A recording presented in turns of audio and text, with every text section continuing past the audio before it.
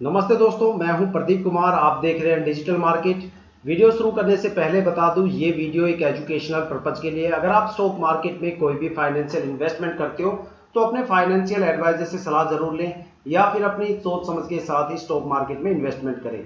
अगर आपको stock market में कोई भी फाइनेंशियल लॉस होता है तो उसके लिए ये वीडियो रिस्पॉन्सिबल नहीं रहेगी। तो चलो दोस्तों, वीडियो शुरू करते हैं। आज हम बात करने वाले हैं पालरैड टेक्नोलॉजी लिमिटेड स्टॉक के बारे में। पालरैड के नाम से ये स्टॉक एनएससी और बीएसई में लिस्टेड है। अगर इस टाइम की सबसे बड़ी अपडेट की बात करें तो इस स्टॉक में 122 रुपए 01 पैसे के साथ 22 रुपए 1 पैसे के साथ आज ये स्टॉक अपने अपर सर्किट में लगा हुआ है। साथ में आज यहाँ पे 20 रुपए 33 पैसे का जबरदस्त यहाँ पे पॉजिटिव मोमेंटम लगा हुआ है। ठीक है, साथ में 19% की आज इसने 19% से ज्यादा की आज इसने ग्रोथ यहाँ पे हासिल की है। देखो, इस स्टॉक को लेके हमारी लगातार एक महीने तक जबरदस्त कवरेज थी। हमने यहाँ पे एक टाइम एस्टिमेशन दिया था आपको कि भाई 15 सितंबर के आसपास या इसके बाद आपको इस स्टॉक में एक जबरदस्त पॉजिटिव मोमेंटम देखने को मिलेगा, या फिर हो सकता है कि एक जबरदस्त लेवल का यहाँ पे आपको अपर सर्किट देखने को भी मिल जाए। आज तारीख है 23 सितंबर और आज इस स्टॉक के अंदर अपर सर्किट लग गया। और अब जो यहाँ पे टारगेट होने वाला है इस स्टॉक का, वो टारगेट मैं आपको बता देता हूँ। यहाँ पे जो टारगेट होने वाला है वो 395 प्लस के आसपास होने वाला है, जिसको ये स्टॉक 10 अक्टूबर से लेके 15 अक्टूबर के बीच में अपने अपर सर्किट की जो सबसे हायर वैल्यू है, जो 395 का यहाँ पे टारगेट है, उसको अचीव करने वाला है। बड़े जल्दी और काफी स्पीडली पॉजिटिव मोमेंटम के साथ ये स्टॉक इसी टाइम मार्केट में आगे बढ़ने वाला है और जल्दी ही अपने अपर सर्किट की जो सबसे हायर वैल्यू है उसको टच करने वाला है। तो ठीक है, मेरी यहाँ पे देखो एक एडवाइस सभी यूजर्स को रहेगी कि यहाँ पे बिल्कुल भी इंट्राडे खेलने की कोशिश मत करना, यहाँ पे कोई भी सोल्ड आउट करने की कोशिश मत करना। अगर आपने लगातार 3 महीने तक एक अच्छी खासी यहाँ पे होल्डिंग करके रखी है तो कम से कम इसको 10 अक्टूबर या 15 अक्टूबर तक जरूर होल्ड करके रखना। आपको मार्केट से एक अच्छा खासा यहाँ पे रिटर्न देखने को मिलेगा, जबरदस्त यहाँ पे आपको बेनिफिट देखने को मिलेगा। ठीक है, अब बात करने वाले हैं मार्केट के कुछ माहौल के बारे में।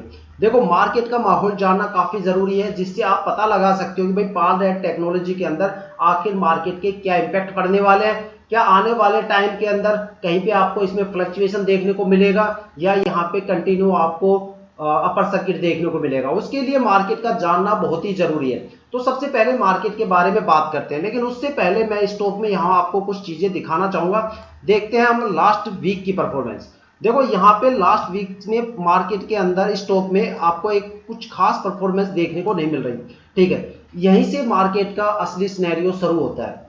ठीक है, यहां से मार्केट का असली सिनेरियो शुरू होता है और आज कंडीशन ये है कि स्टॉक के अंदर अपर सर्किट देखने को मिला। इस सर्किट के अंदर स्टॉक में जो आज आपको अपर सर्किट देखने को मिला है उसका पूरा स्पेक्ट्रम इसी एक हफ्ते से शुरू हुआ है। तो इस एक हफ्ते से लेके हम बात करते हैं अब तक की मार्केट की परफॉर्मेंस को लेके और आने वाले टाइम में क्या होने वाला है। देखो, यहां पे पिछले हफ्ते में एक जबरदस्त गिरावट देखने को मिली और ये गिरावट सिर्फ इसी स्टॉक में नहीं थी, पूरे इंडियन स्टॉक मार्केट में देखने को मिली। खास तौर पे देखा जाए तो सेंसेक्स और निफ्टी पूरी तरह से पॉजिटिव मोमेंटम के साथ पूरे हफ्ते चलते रहे, लेकिन यहाँ पे पूरे इंडियन स्टॉक मार्केट में इक्विटी शेयर्स होल्ड शेयर्स के अंदर एक जबरदस्त यहाँ पे स्टॉक्स के अंदर एक जबरदस्त गिरावट देखने को मिली। ठीक है, इंडियन स्टॉक मार्केट में बहुत ही कम होता है कि जब सेंसेक्स और निफ्टी पॉजिटिव मोमेंटम के साथ चलते हैं और स्टॉक्स में गिरावट होती है, ये बहुत कम देखने को मिलता है। ठीक है, यहाँ पे जो गिरावट हुई थी इसके पीछे का जो सबसे बड़ा रीजन था वो था एफआईआई। देखो, एफआईआई ने यहाँ पे एक बड़ा गेम खेला था। एफआईआई ने जब से हमारा बजट आया तब से लेके अब तक एफआईआई ने लगातार 3 महीने में 30,000 करोड़ की बड़ी बिकवाली कर दी, जिसमें से 2 सबसे बड़ी बिकवाली इन्होंने सितंबर मंथ में की। जो पहली बिकवाली सितंबर मंथ में की वो 10 सितंबर के आसपास की और जो दूसरी बड़ी बिकवाली की वो लास्ट वीक में की, जिसकी वजह से इंडियन स्टॉक मार्केट के अंदर एफआईआई की होल्डिंग काफी ज्यादा कम हो गई, जिसकी वजह से इंडियन स्टॉक मार्केट में सेंसेक्स और निफ्टी तो पॉजिटिव मोमेंटम में चलते रहे, लेकिन स्टॉक्स में यहां बड़ी गिरावट हो गई। ठीक है, मार्केट में इस तरह का माहौल बन गया था कि भाई ऐसा लग रहा था कि मार्केट में अब जबरदस्त लेवल पे मार्केट गिरने वाली है, अब यहाँ पे कुछ गेम हो रहा है। हालांकि सेंसेक्स निफ्टी पॉजिटिव चल रहा है लेकिन मार्केट क्यों गिर रही है, इस तरह का माहौल बन गया था। लेकिन जैसे शुक्रवार का दिन आता गया, फ्राइडे का दिन जैसे ही आया तो यहाँ पे डीआईआई ने एक बड़ा गेम खेला। डीआईआई देखा जाए तो एक तरह से पूरी तरह से गेम चेंजर्स का रोल प्ले किया है डीआईआई ने। डीआईआई ने जो कमी एफआईआई की मार्केट में थी उस कमी को पूरा कर दिया। उन्होंने एक बड़े लेवल पे बाइंग करके पूरे के पूरे इंडियन स्टॉक मार्केट का स्ट्रक्चर ही बदल के रख दिया। जो मार्केट के अंदर लगातार 2-3 महीने से गिरावट का माहौल बना हुआ था, उस पूरे माहौल को खत्म कर दिया। मार्केट को उठा के एक पॉजिटिव मोमेंटम पे लाके खड़ा कर दिया और इस कदर इस मोमेंटम पे लाके खड़ा कर दिया कि अब आपको इंडियन स्टॉक मार्केट में जनवरी तक कोई भी गिरावट नहीं देखने को मिलेगी। एक जबरदस्त लेवल की आपको हरियाली देखने को मिलेगी। ठीक है, अब ये इस तरह का माहौल यहां पे बना दिया। और यही नहीं, साथ में जो सेंसेक्स है उसने 1350 पॉइंट का फ्राइडे को जबरदस्त जंप लगा के अपने जितने भी पुराने लाइफ टाइम रिकॉर्ड थे उन सभी को तोड़ के एक नया रिकॉर्ड इंडियन स्टॉक मार्केट में स्थापित कर दिया। एक नया रिकॉर्ड यहाँ पे, कीर्तिमान रिकॉर्ड यहाँ पे बना दिया। साथ में 84,696 रुपए की वैल्यू को टच करके और सारे रिकॉर्ड को तोड़ के यहाँ पे एक नया रिकॉर्ड बना दिया। ठीक है, साथ में अगर आज की बात करें तो आज भी सेंसेक्स ने एक जबरदस्त उछाल दिया और सेंसेक्स ने 84,800 को भी आज पार करके और उस रिकॉर्ड को भी तोड़ दिया।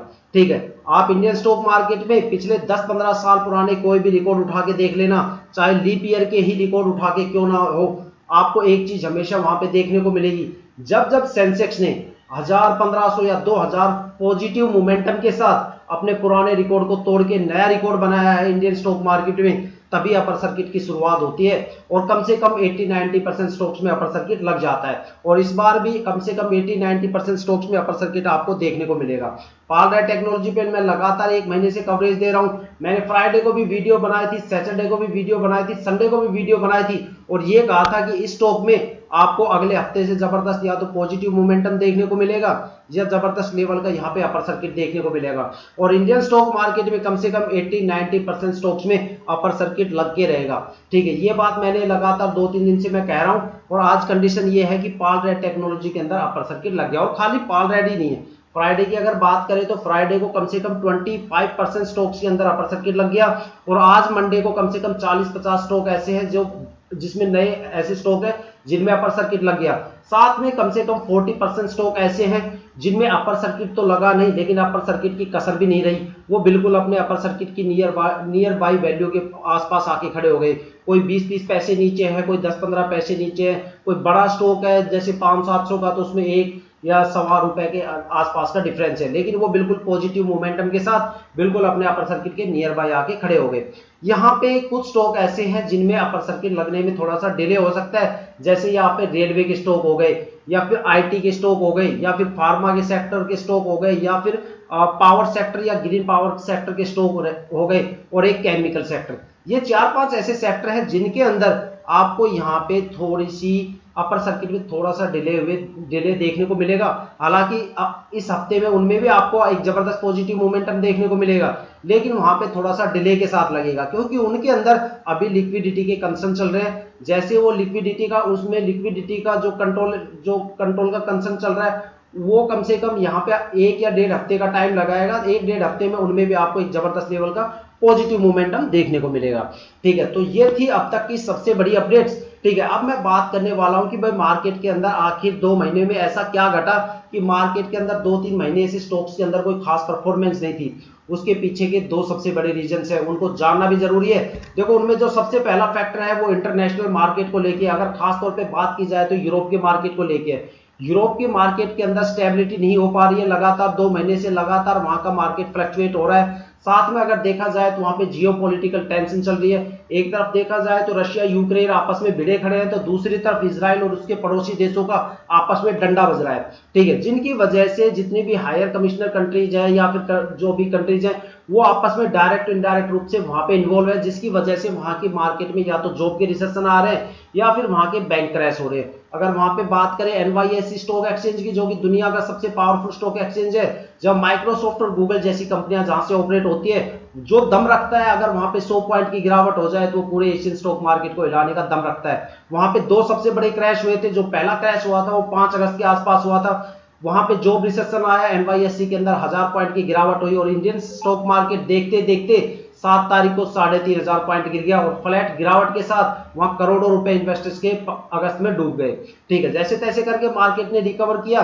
तो 3 सितंबर में फिर से वही हालात हो गए, वहां पे सिलिकॉन वैली बैंक में क्रैश आया और NYSE 650 पॉइंट गिर गया और जो हमारा सेंसेक्स है वो सीधा 1500 पॉइंट के साथ क्रैश हो गया। ठीक है, तो ये थी इस टाइम तक की सबसे बड़ी अपडेट पार रहे टेक्नोलॉजी के बारे में। अगर आप चैनल पे नए हो तो चैनल को सब्सक्राइब जरूर कीजिएगा, क्योंकि हम काफी डीपली एनालिसिस करके आपके लिए वीडियो लेके आते हैं ताकि आप अपडेट रहें, अपने आप को अपग्रेड करते